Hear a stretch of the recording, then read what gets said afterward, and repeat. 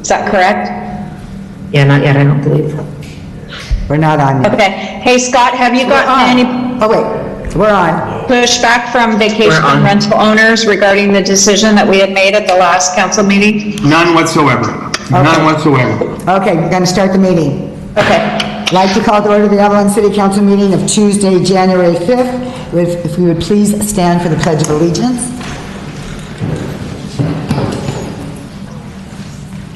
Scott, stand up.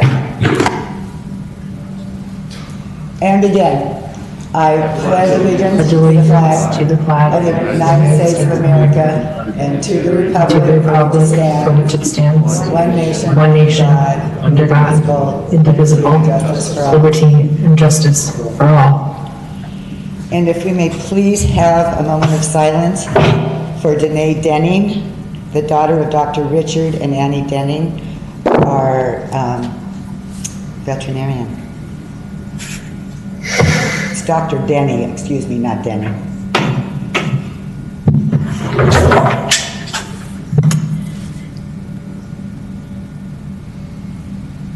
The roll call, please. You may be seated. Councilmember De La Rosa. Here? Councilmember Lavelle. Here. Councilmember Ponce. Here. Mayor Pro Tem Cassidy. Here. Mayor Marshall. Here.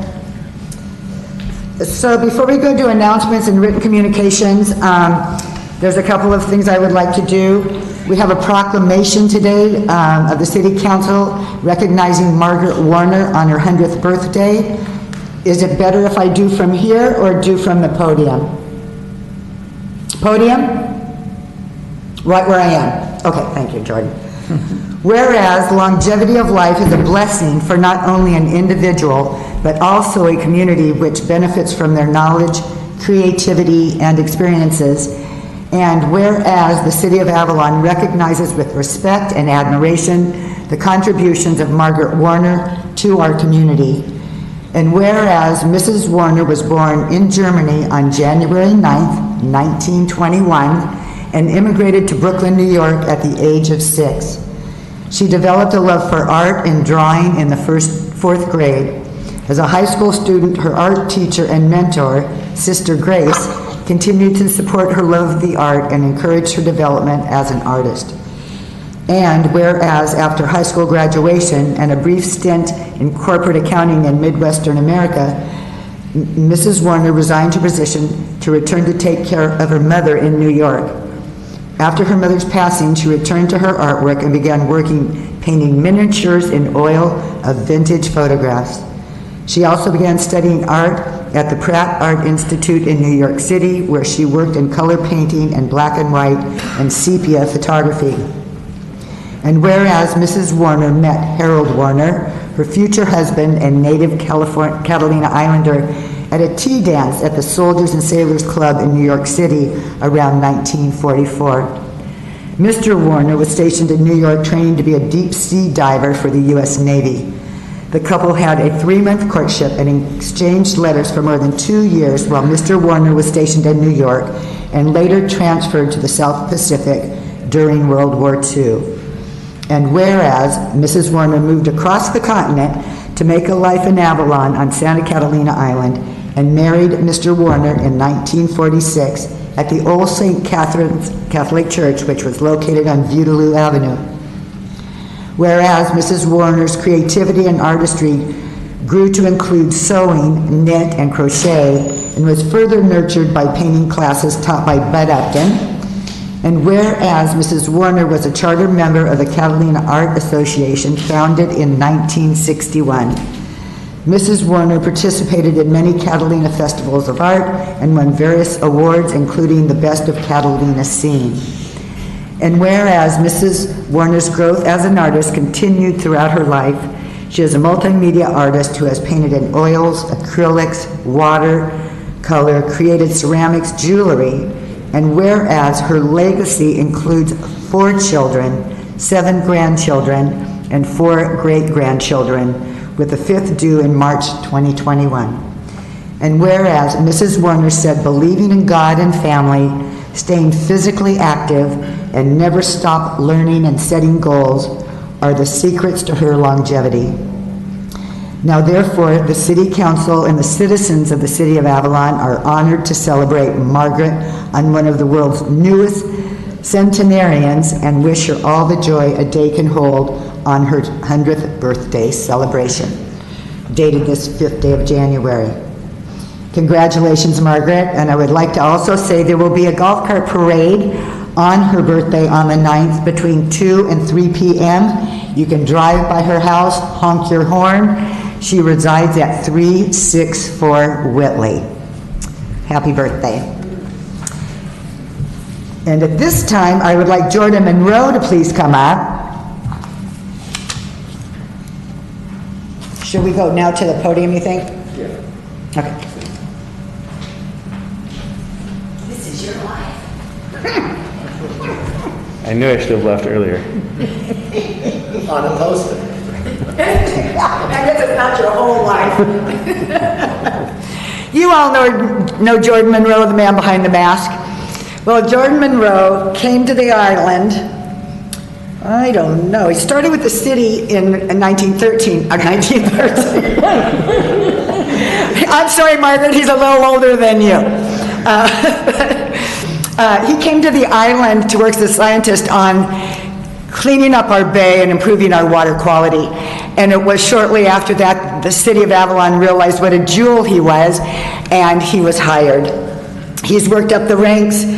I don't know, Denise was trying to think if maybe you started out working as an assistant to Jen in the recreation department. It's true, recreation leader.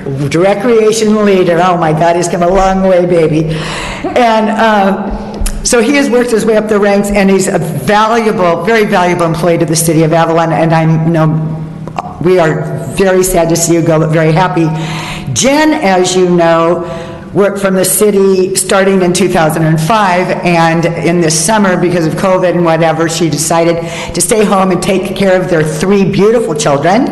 They've got Ren, Piper, and Wilder. And they will be leaving us within the next week or so. It is a very sad time. I know Councilwoman Lisa and aunt to the 3 children are very, very sad to see them go. We all at City Hall are heartbroken that you're leaving us, but we really wish you the best on your new life. I understand, because you also have Grandma here who's going to miss you desperately and miss those kids. You will be coming back regularly to see us. So if you would like to comment, we'd like... I will save all my comments for public comment during meetings from now on. Thank you. Is that it? That's it, that's all. Thank you, everyone.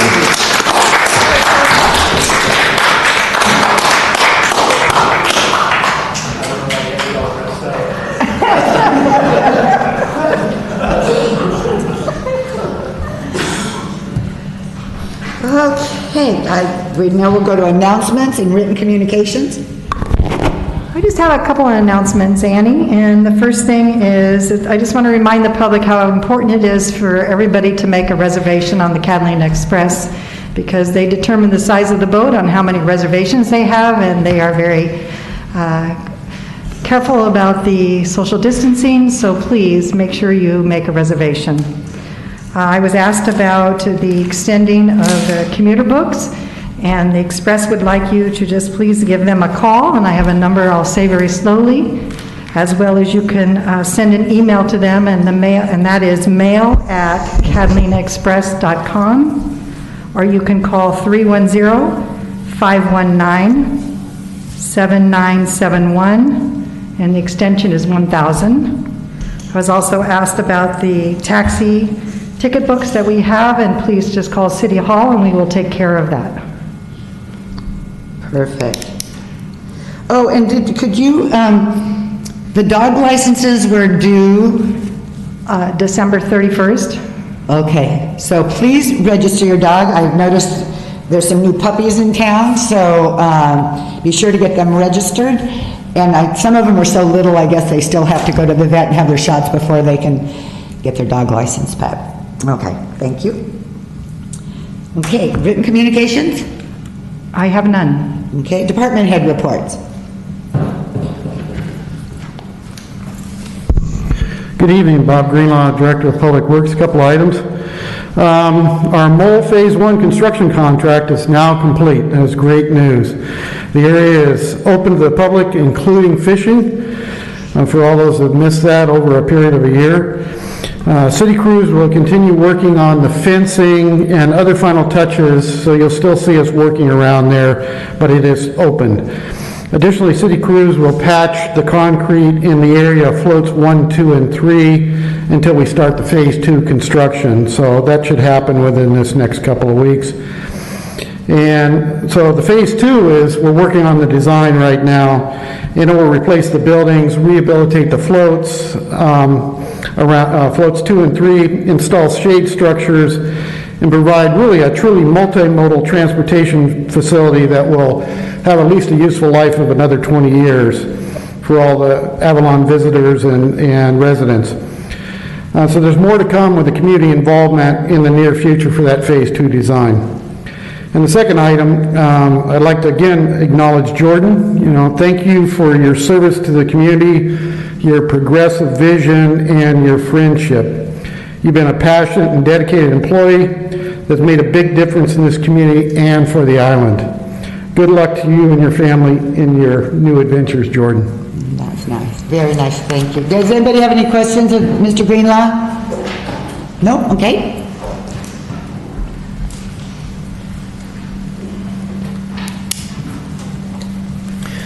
Good evening, Mayor and City Council. Captain John Hawking, LA County Sheriff's Department.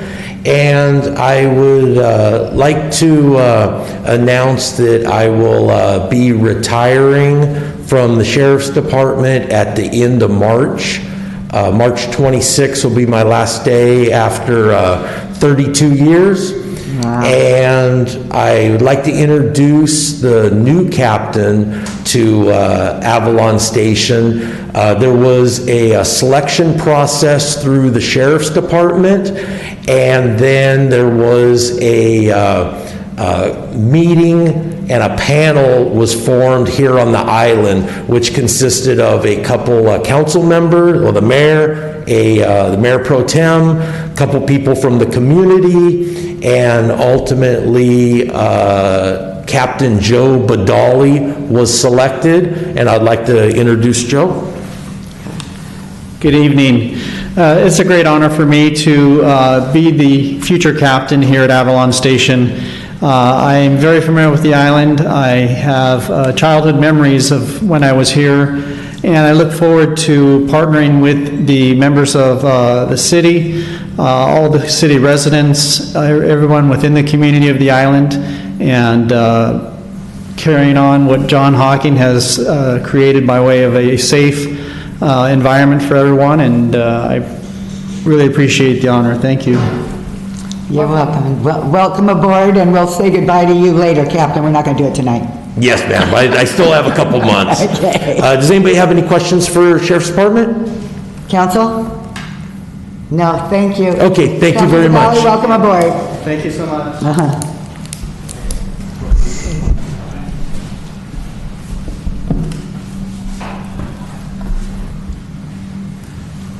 Good evening, Mayor, Council, City staff. Just very quickly, the Avalon Fire Department personnel have been able to start the vaccination process for the COVID vaccines. Most of us are on par to receive our second vaccine very soon. I want to give a shout out to the island hospital staff. It's been terrific, and I know in working with my counterparts on the mainland, it's going much, much smoother here than it is in a lot of other places. So we're very grateful for that and all the hard work they've been doing up front for that. We've also been keeping very close contact with the county public health service. There's a lot of policy and integration changes because they're so inundated on the mainland. So we're working closely with them should we have to ship patients and there's issues with beds being available. Unless anyone has questions for me, that's all I have tonight. Council? Okay, thank you. Thank you.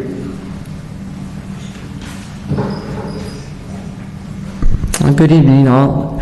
Warren Karstarf and Avalon Harbor Master. I'm here to speak a little bit about the California Boater Card and boating safety. With 2021 means more boaters are now required to have a California boating card. You probably know that depending on your age, It is the law that you now must have and carry a California boating card to operate any type of motorized vessel on the California waterways. There is a fine for anyone in the age groups observed violating the boater card law. And further, the U.S. Coast Guard will not issue a vessel safety check sticker to those vessels that are skippered to a person without the boater card. What the boater card is a card that shows the holder has successfully taken and passed state-approved boater safety education examination. Beginning January 1st, 2018, California began phasing in by age the requirements that residents who operate a motorized recreational vessel on the state waterways will be required to carry the California boater card. The card will be issued by the California State Parks Division of Boating and Waterways. As of January 1st, 2021, persons 40 years of age and younger are required to carry the card. As of January 1st, 2022, persons 45 years of age or older are required to carry the card, and in 2023, 50 years of age, 2024, 60 years of age, and 2025 encompasses all age groups. Where did the idea of the California boater card come from? It was a legislative bill requiring, actually there was some sort of legislation and boating education in the state, but over the years, and then on September 18th, 2014, Governor Edmund G. Brown signed into law Senate Bill 941, which prohibits the operation of motorized vessels in California without a boater card developed and issued by the Department of Boating and Waterways.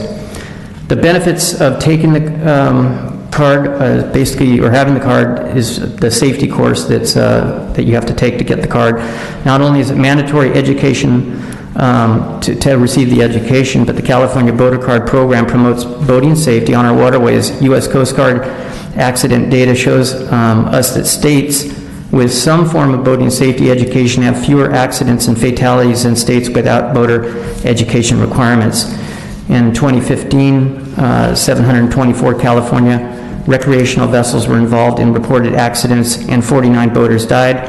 More than 232 boaters were injured in severity beyond first aid treatment. Is there a fine for violating the requirement to carry the California boater card? The answer is yes. A violation of this article of the Harbors and Navigation Code, section 678.15, is an infraction. Persons convicted of an infraction for violation of this article shall be fined as follows. Following a conviction, a fine of not more than $100, and for a second conviction, not more than $250. The court shall order a person convicted of violating this article to complete and pass a boating safety course approved by the division pursuant to section. So how do you get a boater card? Go to the Division of Boating and Waterways at https://dbw.parks.ca.gov and look for safety and education. There's a lot of links there. Click the link and go to courses. Click the link. You're going to be provided with State of California approved list of boating education providers. I chose Boat US. Boat US seems to be the only one that will give you the safety course for free. Once you've taken the approved safety course, then you can download the certificate and send that to californiaboatercard.com, which is the state site. And when you upload that evidence that you've taken the course and pay the $10 the state of California requires, then you will get your boater card in the mail. That's all I have on that. Is there any questions? I just wonder what that's going to do to the charter boat business, because you know how the people you get over here, they charter a big boat, they really don't know what they're doing, and they come over, and what will that do to that business? Rental boats, and there's different, there's a whole list of people that have to have it. And this is recreational, and even though charter boats fall under recreation, it's depending on the type of charter. So if you're like going down to Joe's Rent-A-Boat, obviously that rental boat is not going to require it. Right. But if I charter a 40-foot boat out of Marina Del Rey to come over and spend a weekend? Yeah, you should be required to have the boater card. Yeah. Yeah, 40 years of age and less. Okay, great.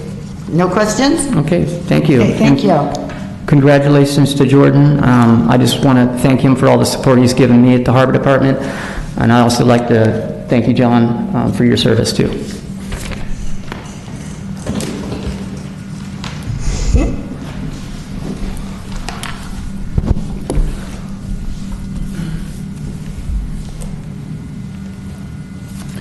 Matt Baker, Finance Director.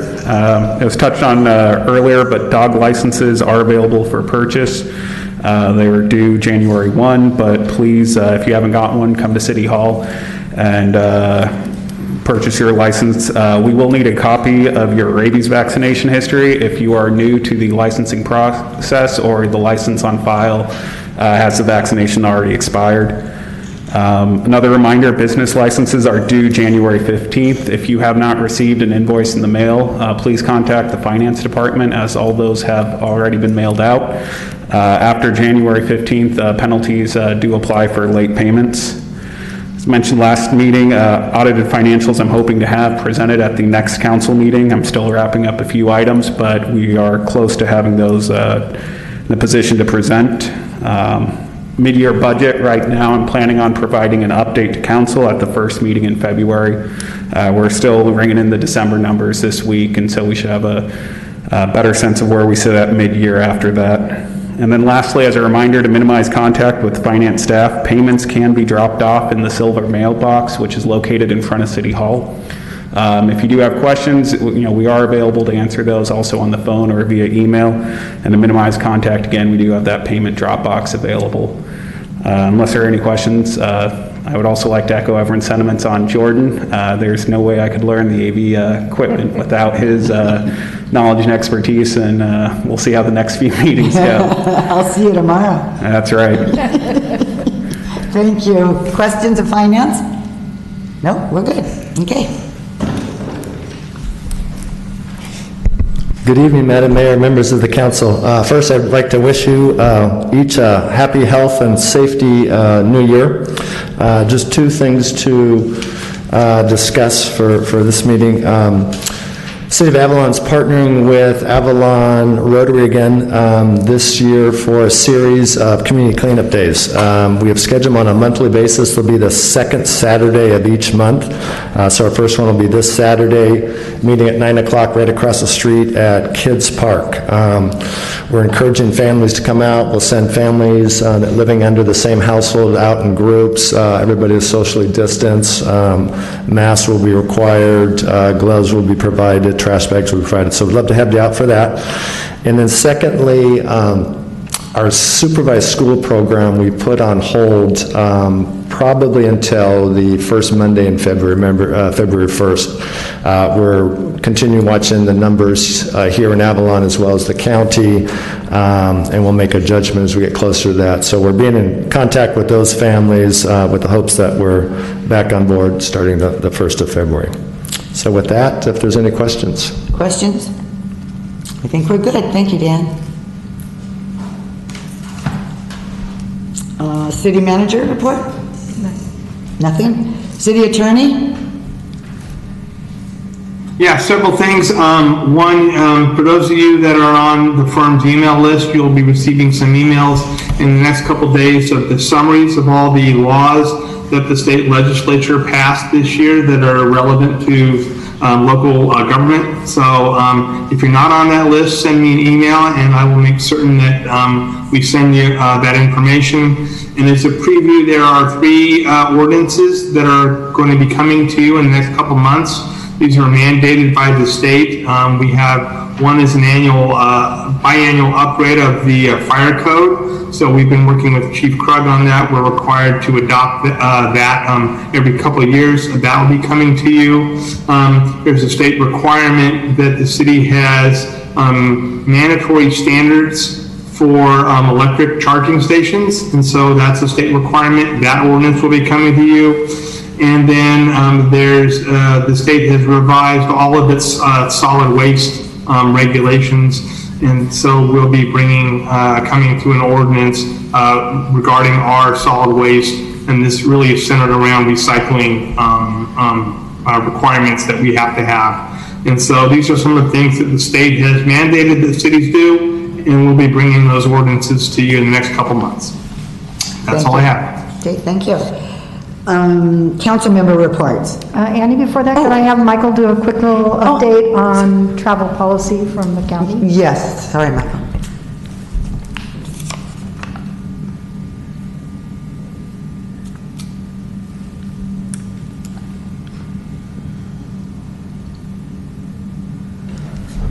So, good evening, Mayor, members of council. Just wanted to give a quick update on a new directive that passed recently from LA County on December 30th of 2020. A new Los Angeles County Public Health Officer directive went into effect. This mandatory directive is regarding travel. It's also referred to as Appendix W. And I just want to back up a little bit before I kind of get into the nuances of what this travel directive is. The California Department of Public Health, under the direction of Governor Newsom, has divided the state of California into 5 regions. We've been reporting on these regions. We look at these regions, particularly the one that we're a part of, Southern California, in regards to ICU bed capacity, and that, in effect, decides whether we are implemented under a regional temporary stay-at-home order. The county has used this same guidance for a new directive regarding the mandatory travel restrictions. So really what this means is anybody who's traveling into Los Angeles County, whether they come in by air or by car or by train or any other means, from a point outside the Southern California region, and if you look at the map, the Southern California region essentially has 11 different counties that are a part of the Southern California region. So it goes as far up as San Luis Obispo, all the way down, and then all the way back up to Inyo and Mono counties. So it's kind of got this U-shaped. It's not traditionally how we look at the Southern California region. So if you're coming from a point that's outside of the Southern California region, you are directed to quarantine for a minimum of 10 days. So really, what do we mean by that? Again, if you're coming in from San Diego or San Bernardino or Riverside or San Luis Obispo and you're coming into LA County, this travel restriction does not apply to you. But if you're coming from outside of that Southern California region, and you can faintly see that region highlighted or outlined rather in black, and you're coming into LA County, then that restriction will apply to you and you must quarantine for 10 days. There are a few exceptions to the rule, as with anything. And I'm going to go over a brief amount of what those exceptions are. So anybody who is a licensed healthcare professional and anyone commuting or traveling to perform work at a healthcare facility is exempted from this travel restriction, as is anyone who is coming into the county to perform an essential government function or to perform work for essential infrastructure. Anyone who is traveling for the sole purpose of performing or training for essential critical infrastructure work and who can't do that training remotely would be exempted. Anyone who is just traveling through LA County but they're not staying overnight, you do not have to, once you cross into the LA County border, you don't have to immediately quarantine. It's only if you're coming in here and not traveling through. Anyone who's coming into LA County, we have really great medical services. So if you're coming in to receive medical or dental treatment, you do have to quarantine, but you can leave the house to obtain those services.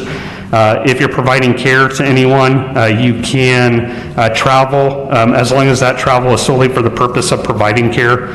Also exempted is any member of a professional or collegiate sports team, personnel of film or media productions, and anyone else who's complying with a court order.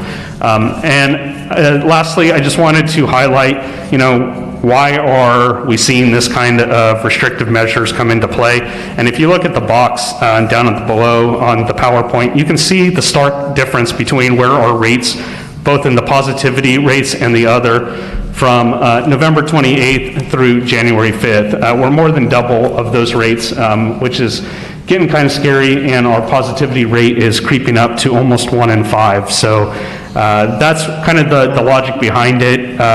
We will be complying with the order, and we continue to encourage anybody to stay home and not travel should they not need to. So with that, I'm available for any questions. And who enforces the quarantine? That would be the businesses, employers, and self-regulated. What we have heard is businesses who fail to, if they knowingly know one of their employees are coming in or somebody's coming into the county and they do not enforce the quarantine rule, they could be held liable. This kind of helps to absolve the LA County in liability and places liability on those businesses and other entities who choose to ignore it. And on what kind of a time schedule are they reevaluating this to maybe remove that quarantine? My guess is that's going to be probably remaining in effect as long as the regional stay-at-home order has been implemented. They are looking at, if you're looking for a realistic timeline, you're probably looking for something towards the end of January or beginning to middle of February, unless our rates start looking much better. Okay, thank you. Are there any questions, or do you have any comments or anything, Michael? I don't have any comments here. Okay. City Council? Okay. No, okay. Council member reports. I have none other than Gateway City's council meeting tomorrow night. Great. Yesenia? Nothing? Lisa? Michael? Just to update that we're having Island Connectivity Group meeting tomorrow as well. So Cindy and I will be participating in that. Great. And then I just want to remind that, reiterate what Dan said about the community cleanup this Saturday, being put on with the city and the Rotary partnering at 9 o'clock, meet at Kids Park. And then also I will be attending the League of California Cities LA Division's board meeting on Thursday, and that I have been appointed onto the League of California Cities policy committees for community services and my favorite, tax and rep. So welcome back to those. Great. So I will be attending those, and those will be virtual later on this month. Okay. Congratulations. It'll be nice to have you representing us over in those meetings. Thank you. So I have SCAG on Thursday as well. Tomorrow, 4 o'clock, minutes with the mayor. As we know, one of the announcements I forgot to make is Matt McBride has worked for the city of Avalon for 21 years. He worked in Public Works and Harbor, wherever he needed to be, he was there. He's a master craftsman. He retired on 12/31. We wish him the best in his retirement, and hopefully he will have a business going forward. So if we need stuff done in our homes or whatever, we can call on Matt, because he's an excellent craftsman. So congratulations. As we all know about the vaccine, today they were vaccinated in Descanso, those 75 years and older. We are all encouraged to get on the CIMC website and go under the vaccine part and sign up. I did it. You don't even have to push send. It just says thank you, your name, your whatever, just a very few things. Because as they start moving into these other groups, they're going to want to know how many of us there are, so that they can be sure to have the vaccine and to be able to schedule. I am understanding once you sign up, then the county or somebody also gets in touch with you, and there's something you fill out there. So administratively, it's kind of a pain in the butt, but it's very important if you want that vaccine to be scheduled. So go on the CIMC website and please encourage everyone that wants the vaccine to sign up. Just a couple of questions. The whole recycling thing and Vons, are we still waiting to hear from Cal Recycle, or they put everything on hold because of COVID? Are you talking about the recycling machine at Vaughn's? Yeah, Our last system? communication was a few months ago, Annie, Right. and they had not made a determination yet, had they, Michael? Yeah, we've been periodically monitoring that website, but no information has been updated on that. Okay, great, okay. And also, just to, I forgot to mention, we got information from Norris Bishton, and I guess I forgot to ask you, so I'm sorry to ask you here, but if we could get a copy of what he sent us. Thank you, that's all. Okay, oral communication, this is an opportunity for people, where the public may address the city council on items that are not on the agenda. You'll be limited to 2 minutes and no action will be taken.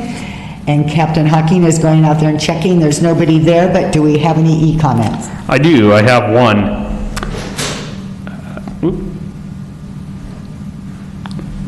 The comment writes, "This is Paul Burchell from Avalon Library. Avalon Library's building may be closed to the public, but we're excited to be able to offer sidewalk services for Avalon residents. We have plenty of books, DVDs, and other materials available for checkout. And remember, you can order online and have stuff shipped from any of our 88 county libraries here to Avalon Library for pickup. We also now have available laptops for checkout. The laptops come with a MiFi that you can use to create a Wi-Fi signal, and both laptop and MiFi can be checked out for 3 weeks at a time. You just need to be 18 years or older, have a library card, be younger than 18, and check out the laptops on their parents' card with their permission, obviously. You can place a hold on the laptop using the library's catalog, or just call us to reserve one. We have 4 available, and after that, your name would go on a waiting list. Call us at Avalon Library for more details." Great, thank you, Paul. Okay. We shall go to the consent calendar. We have 5 items this evening on the consent calendar. The first one is minutes from the December 15th regular city council meeting, and then the December 29th special city council meeting.